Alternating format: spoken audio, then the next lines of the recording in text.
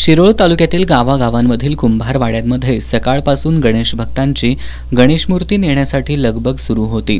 घरोघरी बाप्पांचं उत्साहानं स्वागत करत भक्तिमय वातावरणात स्वागत करण्यात आलं। दुपारनंतर सार्वजनिक गणेशोत्सव मंडळांनी पारंपरिक वाद्यांसह डॉल्बीच्या निनादात बाप्पांच्या आगमन मिरवणुका काढल्या। श्री गणेश हे ग्रामदैवत असलेल्या गणेशवाडीमध्ये 22 मंडळांनी श्रींची प्रतिष्ठापना केली आहे। या मंडळांकडून उत्सव काळात धार्मिक, सांस्कृतिक, प्रबोधनात्मक उपक्रमांसह महाप्रसादाचं आयोजन करण्यात आलंय। आमदार राजेंद्र पाटील यड्रावकर, माजी खासदार राजू शेट्टी यांच्यासह लोकप्रतिनिधींच्या घरी सुद्धा गणपती बाप्पांची उत्साहात प्रतिष्ठापना करण्यात आली। माजी खासदार राजू शेट्टी यांनी सार्वजनिक गणेशोत्सव मंडळांनी उत्सव काळात शेतकऱ्यांच्या कर्जमुक्तीसाठी जनजागृती करावी असं आवाहन केलं।